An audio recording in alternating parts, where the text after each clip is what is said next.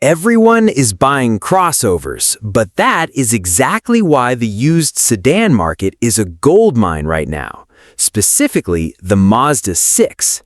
It gives you the reliability of a Toyota Camry, the sportiness of a Honda Accord, and a cabin that legitimately feels like an entry-level BMW or Audi.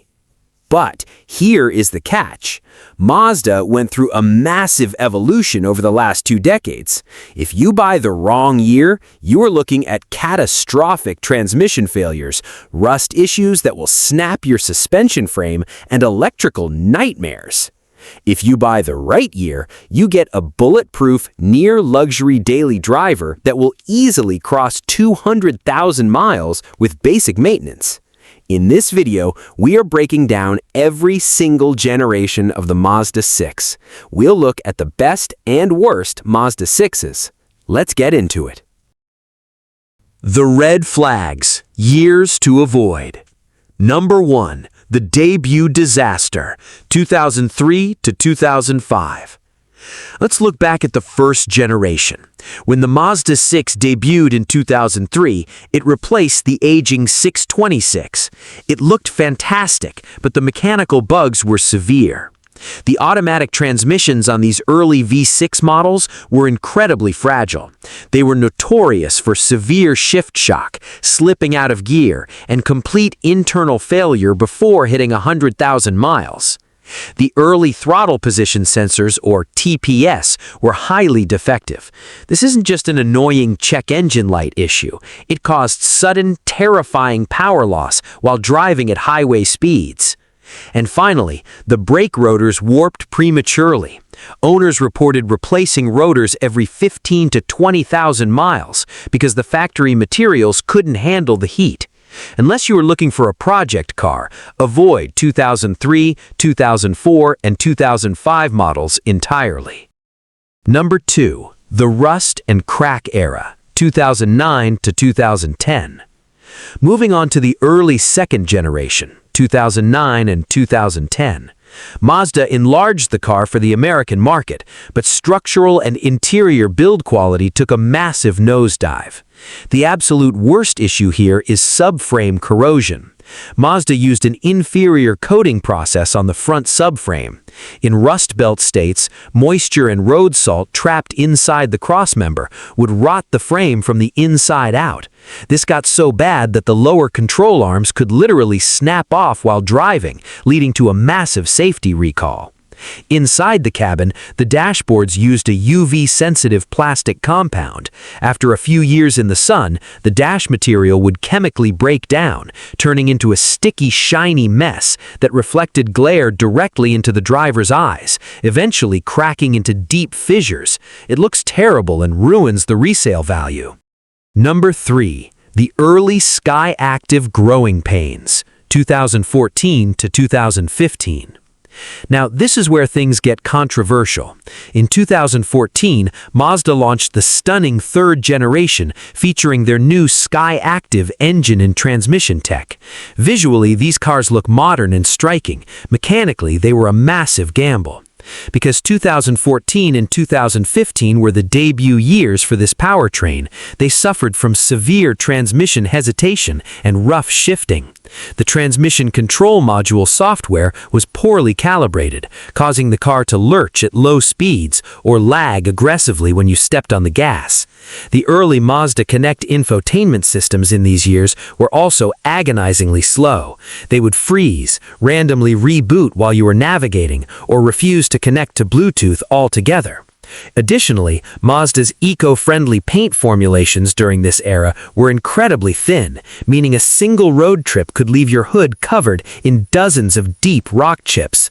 Skip these early third gens. The later years are light years better. Best models, years to buy. Number 4, 2013 Mazda 6, the good value sweet spot. In the car world, there's a golden rule. Always buy the final production year of a vehicle generation. Why?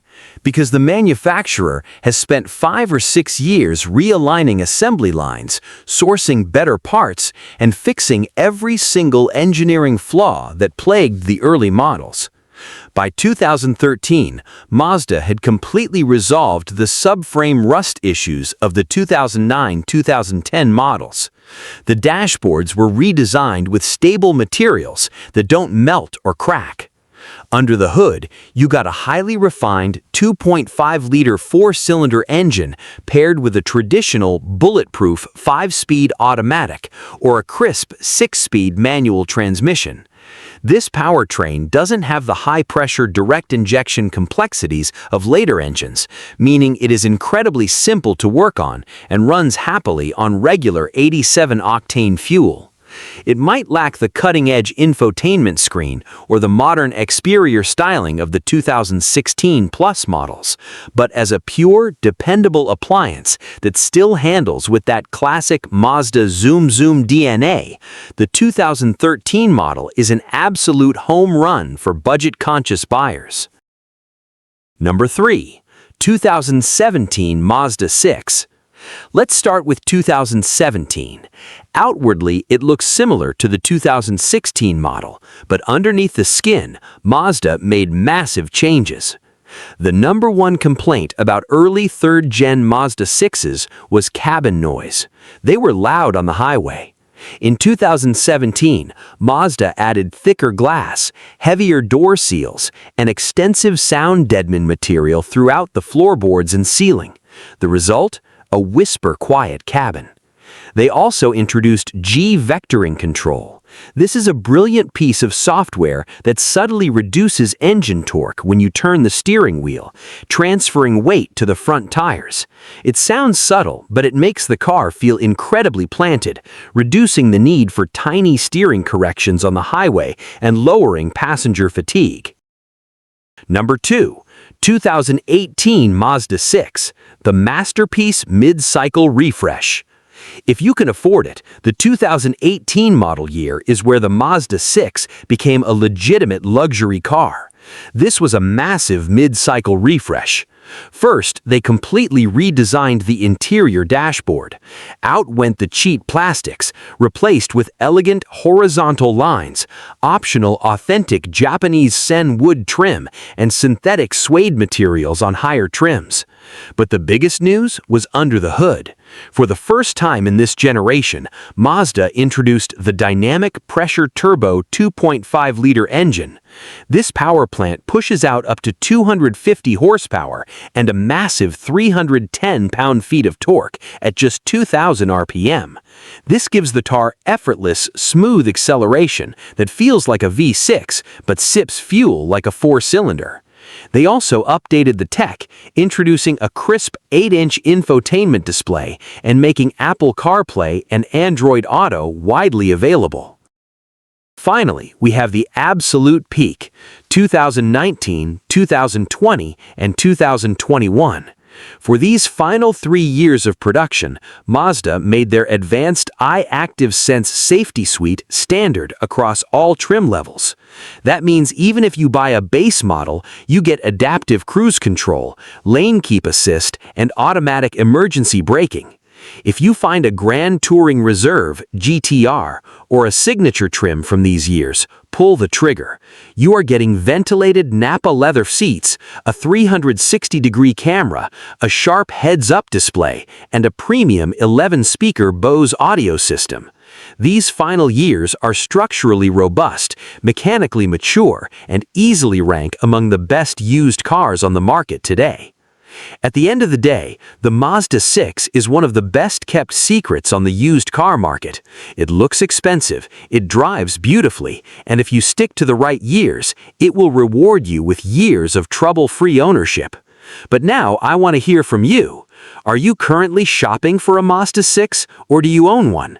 What has your reliability experience been like?